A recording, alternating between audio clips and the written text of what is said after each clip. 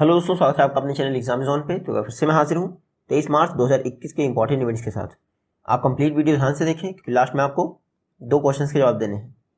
आज का पहला क्वेश्चन है, अंकटाड के अनुसार 2021 में वर्ष 2021 में इंडिया की जीडीपी ग्रोथ रेट क्या रहेगी।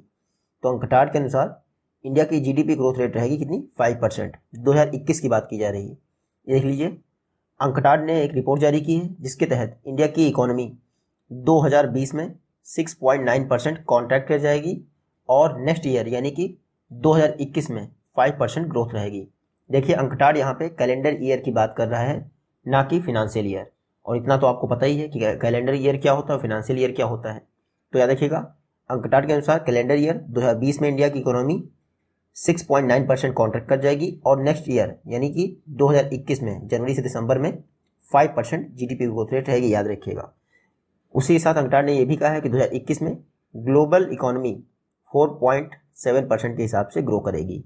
अंकटाड की बात करें, United nation conference on trade and development 1964 में स्थापना हुई थी।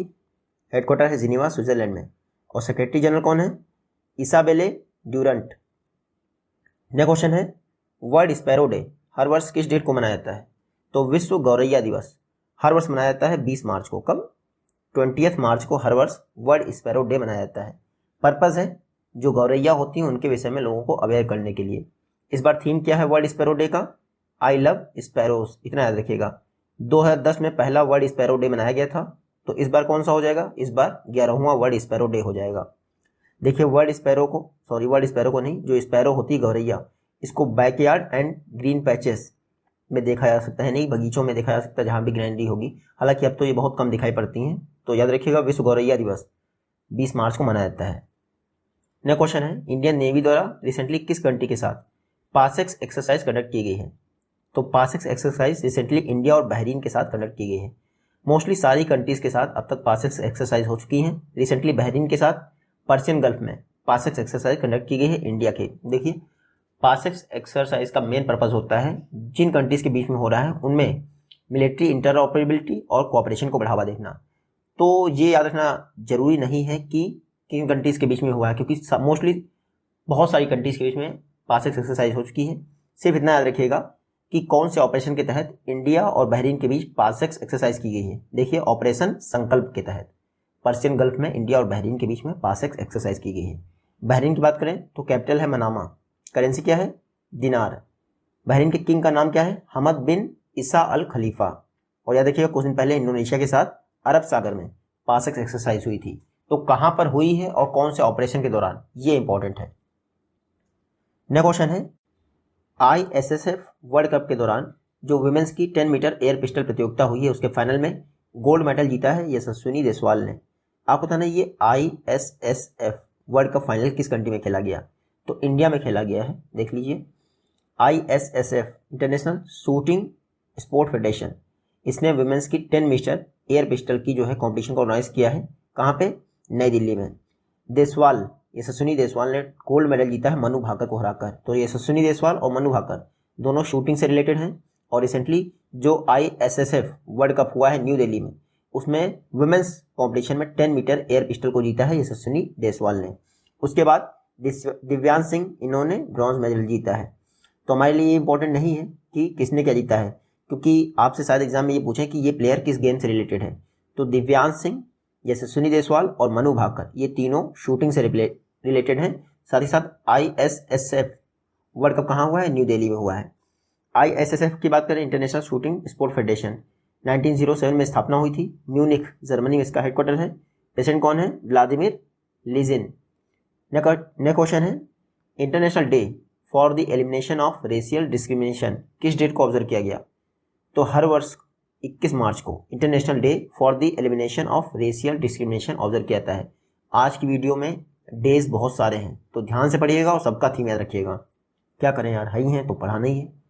21 मार्च को international day for the elimination of racial discrimination observe किया गया।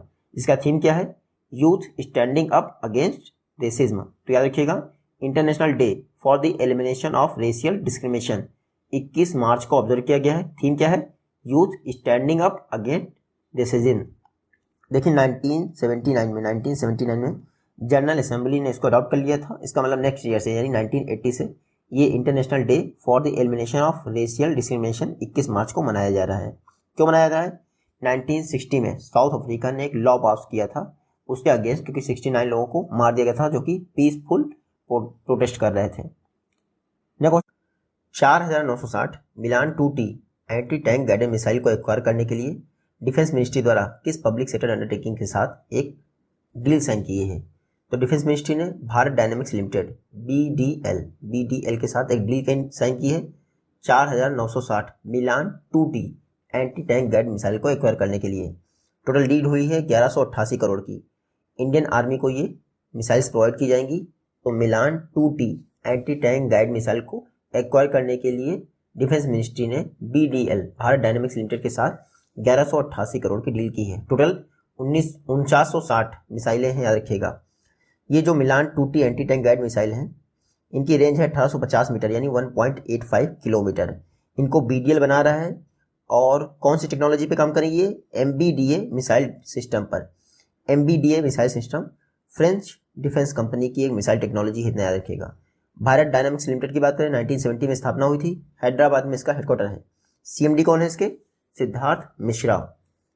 नेक्स्ट क्वेश्चन है इंटरनेशनल डे ऑफ फॉरेस्ट, जिसको आप वर्ल्ड फॉरेस्ट डे कहते हैं, ये किस डेट को ऑब्जर्व किया जाता है? तो हर वर्ष 21 मार्च को वर्ल्ड फॉरेस्ट डे ऑब्जर्व किया जाता है। देख लीजिए 21 मार्च को इंटरनेशनल डे ऑफ फॉरेस्ट या फिर वर्ल्ड फॉरेस्ट डे ऑब्जर्व किया जाता है। इस बार थीम क्या है इंटरनेशनल डे ऑफ फॉरेस्ट का? तो forest restoration a path to recovery and wellbeing. क्या है theme? Forest restoration a path to recovery and wellbeing, ये है थीम, याद रखिएगा। उसके अलावा 21 मार्च को एक और दिन मनाया जाता है, क्या नाम है इसका? The world down syndrome day. उसका थीम क्या है इस बार? तो वर्ल्ड डाउन सिंड्रोम डे का थीम है वी डिसाइड। तो 21 मार्च को बहुत सारे डेज पड़ गए, किसी भी एग्जाम में कोई सा डे पूछ लेंगे और सारे थीम वाले हैं तो इग्नोर तो नहीं कर सकते अपन, इसलिए आप प्लीज़ आराम से पढ़ लीजिएगा, एक बार रिवाइज कर लीजिएगा। तो इंटरनेशनल डे ऑफ फॉरेस्ट ये कब मनाया जाता है? 21 मार्च को। थीम क्या है? Forest restoration. वहीं द वर्ल्ड सिंड्रोम डे ये भी 21 मार्च को मनाया जाता है और वी डिसाइड है इसका थीम। नेक्स्ट क्वेश्चन है इंडिया में जो स्मॉल एंड मीडियम इंटरप्राइजेस हैं इनको इन्वेस्टमेंट प्रोवाइड करने के लिए USAID और DFC के बीच में कितने लोन अमाउंट का एग्रीमेंट हुआ है? तो टोटल $41 मिलियन का लोन अकाउंट एग्रीमेंट हुआ है USAID और DFC के बीच में। ये देख लीजिए 41 मिलियन डॉलर का लोन अमाउंट साइन किया गया है USAID और DFC के बीच में, ताकि इंडिया की जो स्मॉल एंड मीडियम इंटरप्राइजेस हैं इनको फिनेंशियल इन्वेस्टमेंट प्रोवाइड किया जा सके। मोस्टली ये जो लोन अमाउंट है वो एनर्जी सेक्टर की जो SMEs हैं उनको दिया जाएगा। ये देख लीजिए इंडिया में जो SMEs हैं, small and medium enterprises, India में जितनी भी इलेक्ट्रिसिटी बनती है उसका 48% इंडिया की इंडस्ट्रियल सेक्टर द्वारा जितनी भी एनर्जी कंज्यूम किया जाती है उसका 48% इन्हीं SMEs द्वारा बेयर किया जाता है। तो याद रखिएगा USAID और DFC के बीच में 41 मिलियन डॉलर की डील हुई है स्मॉल एंड मीडियम इंटरप्राइजेस हैं उनको फिनेंशियल इन्वेस्टमेंट प्रोवाइड करने के लिए। USAID की बात करें United state agency for international development, 1961 में स्थापना हुई थी, वाशिंगटन DC में इसका हेडक्वार्टर है और फाउंडर कौन थे? जॉन F कैनेडी, इनका नाम तो आपको पता ही होगा। नेक्स्ट क्वेश्चन है मिनिस्ट्री ऑफ एक्सटर्नल अफेयर्स में जो स्पोक्स पर्सन का चार्ज होता है वो किसने ग्रहण किया है? तो अरिंदम बागची जी मिनिस्ट्री ऑफ एक्सटर्नल अफेयर्स के नए स्पोक्स पर्सन बने हैं। ये है अरिंदम बागची। अभी तक अनुराग श्रीवास्तव जो है स्पोक्स पर्सन थे मिनिस्ट्री ऑफ एक्सटर्नल अफेयर्स में, लेकिन अब अरिंदम बागची जी मिनिस्ट्री ऑफ एक्सटर्नल अफेयर्स में स्पोक्स पर्सन होंगे। मैं आपको बता दूं ये 1995 बैच के IFS ऑफिसर हैं, इन्होंने अनुराग श्रीवास्तव को रिप्लेस कर दिया है। तो याद रखिएगा अरिंदम बागची अब मिनिस्ट्री ऑफ एक्सटर्नल अफेयर्स के नए स्पोक्स पर्सन होंगे। मिनिस्ट्री ऑफ एक्सटर्नल अफेयर्स 1946 में बन गया था, विदेश मंत्रालय के रूप में, फॉरेन अफेयर्स था ना पहले। वर्तमान में जयशंकर जी S जयशंकर इसके मिनिस्टर हैं। V मुरलीधरन स्टेट मिनिस्टर हैं, याद रखिएगा। वर्ल्ड वाटर डे, विश्व जल दिवस, ये हर वर्ष किस डेट को मनाया जाता है? तो 22 मार्च को वर्ल्ड वाटर डे मनाया जाता है। ये देख लीजिए हर वर्ष 22 मार्च को विश्व जल दिवस मनाया जाता है ताकि लोगों को फ्रेश वाटर, इसकी इंपॉर्टेंस के विषय में बताया जा सके। देखिए दुनिया में जितना भी वाटर पाया जाता है उसका सिर्फ 3% फ्रेश वाटर है और काफ़ी उसका शॉर्ट जो पार्ट है वो हमारे लिए अवेलेबल है। इस बार जो 2021 में वर्ल्ड वाटर डे मनाया गया है ये 28वां एडिशन है। 1992 में इसको अडॉप्ट किया गया था, यानी 22 मार्च को वर्ल्ड वाटर डे के रूप में ऑब्जर्व करने के लिए ये आपका अडॉप्ट किया गया था रिजोल्यूशन। इस बार 28वां एडिशन है और थीम क्या है, वैल्यूइंग वाटर, इतना याद रखिएगा। 2015 में जो सस्टेनेबल डेवलपमेंट गोल आए हैं उसमें SDG 6 जो है आपका वाटर कंजर्वेशन से रिलेटेड है, इतना याद रखिएगा। नेक्स्ट क्वेश्चन है, किस यूनिवर्सिटी द्वारा आज़ादी का अमृत महोत्सव इसके पार्ट के तौर पर शहनाई फेस्टिवल ऑर्गेनाइज किया गया है? तो BHU, बनारस हिंदू यूनिवर्सिटी, इसने शहनाई फेस्टिवल ऑर्गेनाइज किया है आज़ादी का अमृत महोत्सव के पार्ट के तौर पर। 3 दिनों तक चलेगा बनारस हिंदू विश्वविद्यालय में ये शहनाई फेस्टिवल। कौन ऑर्गेनाइज करना है? संगीत नाटक अकेडमी की मदद से इसको ऑर्गेनाइज किया जा रहा है, इतना याद रखिएगा। मोस्टली ये भारत रत्न जो उस्ताद बिस्मिल्लाह खां हैं उनकी बर्थ एनिवर्सरी पर मनाया जाता है ये शहनाई फेस्टिवल। तो BHU में मनाया गया है, ना कि AMU में, इतना याद रखिएगा। BHU कहाँ है? बनारस हिंदू विश्वविद्यालय, तो वाराणसी में है। कहाँ है? UP में।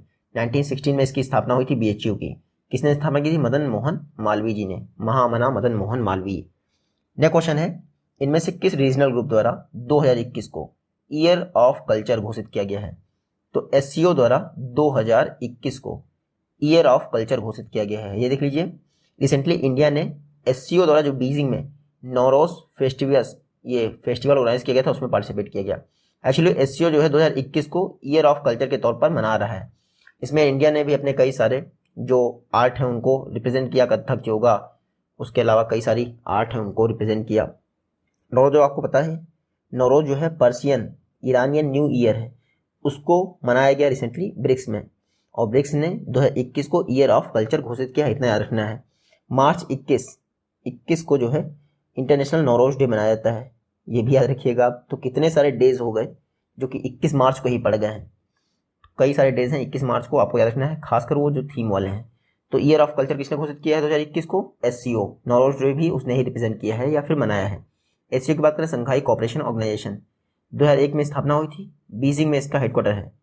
2 ही ऑफिशियल लैंग्वेज हैं, और सेक्रेटरी जनरल कौन है SCO के? Vladimir Norov. इंडिया और पाकिस्तान SCO के मेंबर कब बने थे? 2017 में। SCO में टोटल 8 मेंबर हैं। नेक्स्ट क्वेश्चन है, सही दिशा कैंपेन को रिसेंटली इनमें से किस एंटिटी ने लॉन्च किया है? तो United Nation development programme UNDP, इसने सही दिशा कैंपेन लॉन्च किया है। ये देख लीजिए, UNDP द्वारा रिसेंटली सही दिशा कैंपेन लॉन्च किया गया है। वुमेन लाइवलीहुड और एंटरप्रेन्योरशिप को रूरल पार्ट में बढ़ावा देने के लिए, जो इंडिया के रूरल पार्ट्स हैं वहाँ पर बढ़ावा देने के लिए UNDP ने सही दिशा कैंपेन को लॉन्च किया है। ये कैंपेन जो है 5 वर्षों तक रन किया जाएगा। किसको? आइकिया फाउंडेशन के साथ मिलकर।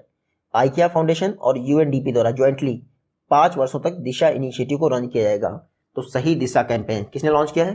UNDP ने। किसके साथ मिलकर? आइकिया फाउंडेशन के साथ मिलकर। पर्पज है रूरल इंडिया में वुमेन लाइवलीहुड को बेहतर करना। तो 10 लाख वुमेन की लाइवलीहुड कंडीशन को बेहतर किया जाएगा काउंसलिंग के द्वारा और स्किलिंग के द्वारा।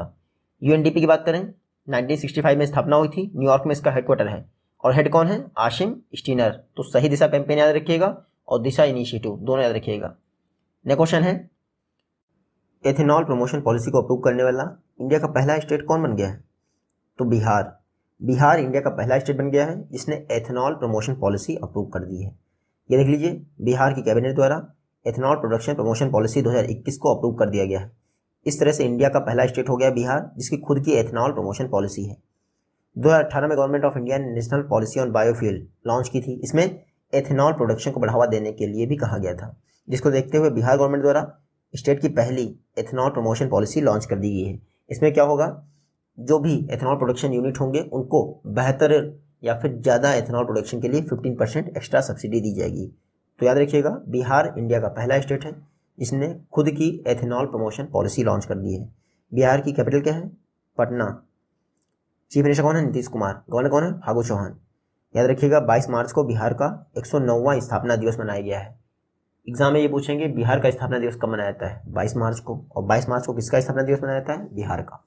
नेक्स्ट क्वेश्चन है, फ्रेश फ्रूट केक्स इनको प्रमोट करने के लिए एक इनोवेटिव मूवमेंट किस स्टेट गवर्नमेंट ने लॉन्च किया है? तो फ्रूट केक इनको प्रमोट करने के लिए महाराष्ट्र द्वारा एक मूवमेंट लॉन्च कर दिया गया है, आंदोलन लॉन्च कर दिया गया है महाराष्ट्र में, ताकि फ्रूट केक को प्रमोट किया सके। ये हेल्थ के लिए ही बेहतर होते हैं बजाय कि चॉकलेट केक के या फिर आपके मक्खन वाले केक के। तो फ्रेश फ्रूट केक इसको प्रमोट करने के लिए एक मूवमेंट लॉन्च किया गया। कहाँ पे? महाराष्ट्र में, खास करके ग्रामीण महाराष्ट्र में लॉन्च किया गया है ताकि फार्मर्स की इनकम भी बेहतर हो सके। महाराष्ट्र देख लेते हैं, ये है मैप में महाराष्ट्र। चीफ मिनिस्टर आपको पता ही है उद्धव ठाकरे, गवर्नर कौन है, भगत सिंह कोश्यारी। याद रखिएगा जो हुरून इंडिया वेल्थ रिपोर्ट जारी हुई थी उसमें बताया गया था कि हाई इंडिविजुअल वेल्थ के मामले में महाराष्ट्र टॉप पे है, आपको याद ही होगा 56,000 पर डॉलर ये महाराष्ट्र में पाए जाते हैं, आपको पता ही है। नेक्स्ट क्वेश्चन है ग्लोबल होम प्राइस इंडेक्स 2020 में इंडिया की रैंक क्या है, तो global home price index India की रैंक है 56, कितनी है, 56वीं रैंक है इंडिया की ग्लोबल होम प्राइस इंडेक्स में। इंडिया को 13 प्लेसेस का नुकसान हुआ है क्योंकि लास्ट ईयर इंडिया की रैंक थी 43rd। इसका मतलब ये है कि इंडिया में जो है होम प्राइस घटे हैं, और कितना घटे हैं, ईयर ऑन ईयर बेसिस पे 3.6% घटे हैं इंडिया में होम के प्राइस, घरों के प्राइस। इस लिस्ट को टॉप किसने किया है, तो ग्लोबल होम प्राइस इंडेक्स, इसको टॉप किया है टर्की ने। सेकंड नंबर पे कौन आया है, न्यूजीलैंड, क्योंकि टर्की में जो घरों के प्राइस हैं वो 30% से बढ़े हैं और न्यूजीलैंड में सिर्फ 18% बढ़े हैं। ये ग्लोबल होम प्राइस इंडेक्स इसको रिलीज कौन करता है, तो Knight Frank global house price index ये जारी करता है। तो याद रखिएगा इंडिया की रैंक क्या है ग्लोबल होम प्राइस इंडेक्स में, 56 है, 13 प्लेसेस का नुकसान हुआ है। और ग्लोबल होम प्राइस इंडेक्स को टॉप किसने किया है, टर्की ने, इतना जरूर याद रखिएगा। नेक्स्ट क्वेश्चन है जो 11वें CII national HR excellence award है 2020-21 के लिए, उसमें किस PSU को रोल मॉडल अवार्ड दिया गया है, तो रिसेंटली NTPC को CII के नेशनल HR एक्सीलेंस अवार्ड में रोल मॉडल अवार्ड दिया गया है। ये देख लीजिए NTPC national thermal power corporation, इसको रोल मॉडल अवार्ड दिया गया है 11वें CII national HR excellence award में। NTPC जो है बेहतरीन तरीके से काम करता है खास करके एम्प्लॉयज़ के लिए। इसको देखते रिसेंटली जो 11वां एडिशन हुआ है CII national HR excellence award का, उसमें NTPC को रोल मॉडल अवार्ड दिया गया है।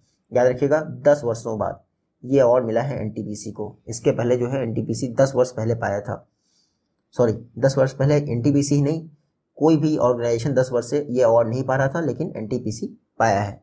और ये देख लीजिए this is the second time when award role model is conferred to any organisation, यानी दूसरी बार ऐसा हुआ है जब ये रोल मॉडल अवार्ड किसी ऑर्गेनाइजेशन को दिया गया है, वरना दिया ही नहीं जाता था। आपको याद ही होगा NTPC PSU सेक्टर की यानी पब्लिक सेक्टर अंडरटेकिंग सेक्टर की बेस्ट एम्प्लॉय सेटिस्फेक्शन वाली कंपनी भी है NTPC। NTPC की बात करें तो 1975 में स्थापना हुई थी, न्यू दिल्ली में इसका हेडक्वार्टर है। CMD कौन है इसके, गुरदीप सिंह। लास्ट क्वेश्चन है वर्ल्ड की most dangerous road to drive ranking में किस कंट्री ने टॉप किया है, तो साउथ अफ्रीका में वर्ल्ड की मोस्ट डेंजरस रोड्स हैं, याद रखिएगा टॉप किया है साउथ अफ्रीका ने। थाईलैंड आया है सेकंड नंबर पे। इंडिया की रैंक आपसे पूछ सकते हैं तो चौथे प्लेस पे है इंडिया। तो वर्ल्ड में सबसे खतरनाक रोड्स के मामले में इंडिया जो है चौथे नंबर पे है, साउथ अफ्रीका फर्स्ट है, फिर थाईलैंड थर्ड पे है। सबसे बेहतर रोड की बात करें यानी वर्ल्ड सेफेस्ट रोड के मामले में किसने टॉप किया है, तो नॉर्वे ने टॉप किया है। सेकंड नंबर पे क्या है, स्वीडन। तो वर्ल्ड की सेफेस्ट रोड के मामले में नॉर्वे ने टॉप किया है, सेकंड है स्वीडन। वर्ल्ड की सबसे बैड रोड कहाँ पे है, साउथ अफ्रीका। सेकंड नंबर पे आता है आपका क्या, थाईलैंड। इंडिया की रैंक याद रखिएगा फोर्थ प्लेस पे है वर्ल्ड डेंजरस रोड्स के मामले में। अच्छा ये रोड्स के लिए रिपोर्ट कौन जारी करता है, तो वर्ल्ड हेल्थ ऑर्गेनाइजेशन की ग्लोबल हेल्थ ऑब्जर्वेटरी है जो इस रिपोर्ट को रिलीज करती है। तो सेफेस्ट रोड के मामले में किसने टॉप किया है, नॉर्वे ने। और सबसे खतरनाक रोड्स के मामले में किसने टॉप किया है, साउथ अफ्रीका में। इंडिया की रैंक याद रखिएगा फोर्थ है। ये आज की वीडियो से क्वेश्चन है, आई होप कि आप इजीली इनका जवाब दे पाएंगे। जल्दी ही मिलते हैं आपसे नेक्स्ट वीडियो में, तब तक take care, good bye and जय हिंद।